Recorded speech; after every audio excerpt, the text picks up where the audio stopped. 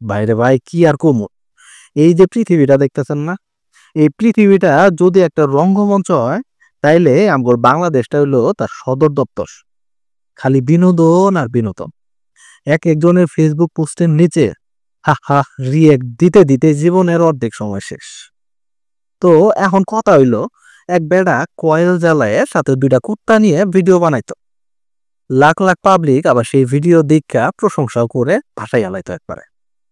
তো এখন ওই বেড়া করছে কি, বেড়া একটা বই লিখছে। ভালো কথা, বই লিখছে, বই তো লিখতে পারে, কত মানুষ এই বই লিখতেছে। তো মেলার মধ্যে ওই বইটা আবার ভালোভাবে বিক্রি হইতাছে, অনেক বিক্রি হইতাছে, মানুষজন লাইন ধরে কিনতেছে। আগে ভিডিও বানাইতো, লাখ লাখ ফলোয়ার হইছে, তাই এখন একটা বই লিখছে, এটা খুব ভালো কথা, খারাপ কিছু না। কথা হইলো তাইলে সমস্যাটা কি? এখন এইটাই হইলো পয়েন্ট। চলেন এইটা নিয়ে 2টা কথা কই। এখন সমস্যা হইলো, তুই বেটা কয়েল চালাইয়ে কুকুর নিয়ে ভিডিও বানাইতেই ভালো কথা, আরো বানা, বেশি করে বানা, আপত্তি নাই তো। কিন্তু তুই বেটা বই লিখতে গেলি কে?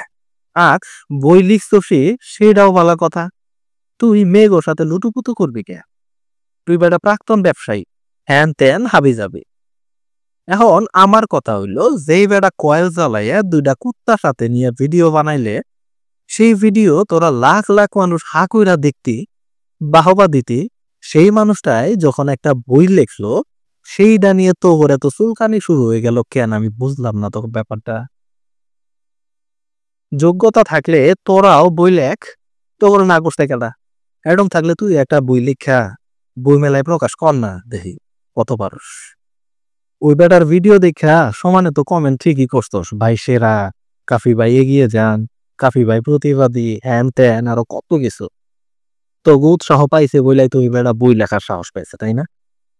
যেই বেটার ভিডিও তোর কাছে এত ভালো লাগছে, সেই বেটার লেখা তোর কাছে ভালো লাগবো না কেন? কারণটা কি? এমন হইতে পারে যে কথাগুলা ভিডিওতে বলতে পারে নাই, সেই কথাগুলাই বই আকারে সাজাই গোছাই লিখছে। আমার মন চাইলে বেটার বই আমি কিনবো, মন না চাইলে বেটার বই কিনবো না। বেটা কি আমার জোর করতেছে বই কেনার জন্য? করতেছেন না তো। পাবলিকই বরং বেটার বই কেনার জন্য লাইন ধরছে। আর এইটা দেখাই কিছু হিংসুক পদশ্রীকাতর মানুষের সহ্য হইতেছে না। তারপর চিন্তা হইলো, আমি 2 লাইন লেখবার গেলে আমার 4টা কলম ভাঙিয়া জায়গা, আর ওই বেটা বই লেখা বই আবার মেলার মধ্যে বেচা ফেলাইতেছে। এটা তো ওইবার পারে না, ওরে থামান লাগবো, যেমনিও থামান লাগবো, টাইনে ধরন লাগবো। আচ্ছা এই বিষয়টা না হয় বুঝলাম, কিন্তু তুই বেটা মেয়েগোর সাথে লুতুপুতু করবি কেন? লুলামি করবি কেন? এখন কথা হইলো, এই বেটা মেয়েগোর সাথে কি জোর কইরা কিছু করবে? করে নাই তো। তাইলে কি করছে?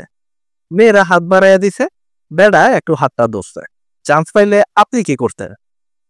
আমরা সবাই ভালা, খুব ভালা, শুধুমাত্র একটা সুযোগের অভাবে আর কি। সুযোগ পাইলে আর ছাড়বো না। সবাই ভালা, এছাড়া সবাই ভালা। বেড়া শাড়ি পরা এক মেয়েরে খুব প্রশংসা করছে, ফুল দিছে, ফুল ডাকছে, কিন্তু পাশে থাকা বোরকা পরা আরেকটা মেয়েরে কিছুই কয় নাই।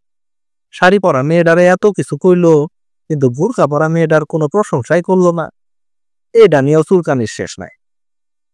মেয়েগো প্রশংসা করে হাত ধীরা ফুল দেয়, এটাতেও সমস্যা। আবার আরেকটা মেয়ের কোনো প্রশংসাই করে না, ফুলও দেয় না, ওইটাতেও সমস্যা।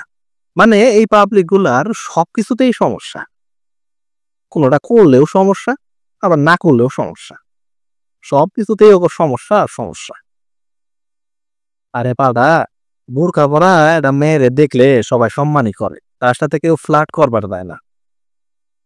প্যাকেট করা আর একটা খোলা জিনিস একসাথে থাকলে সবাই ওই খোলা জিনিসটারই টেস্ট করে। আচ্ছা যাই হোক, মানলাম এই বেটা লুতুপুতু করো, তাইলে যেই মেয়েগুলা ওই বেটার কাছে ঘেসতে যায় ওইগুলা কি? ওইগুলো আরো বেশি লুতুপুতু। আমি কি খারাপ কিছু কইলাম? খারাপ কিছু কইলে কমেন্টে ধরাই দিয়াম। আচ্ছা সবই বুঝলাম, কিন্তু তুই বেটা প্রাক্তন নিয়ে ব্যবসা করবি কেন? প্রাক্তনের কথা বললে সিম্পেথি নিবি কেন? শুনেন ভাই, চুলকাইলেই চুলকানি বাড়ে। যেই বেড়াগুলা বউনে ব্যবসা করতেছে, কাপড় ব্লগ বানাইতেছে, তাগর ভিডিও কিন্তু আপনারা ঠিকই হাকুরা দেখতেছেন। আপনারা উৎসাহ দিতেছেন বইলাই দেশে এত হাজার হাজার কাপল ব্লগার হয়েছে।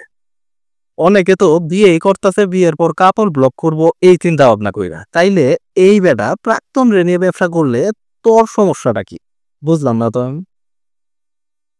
এইসব চুলকাচুলকি বাদ দিয়ে ভালো হয়ে যাও মাসুদ।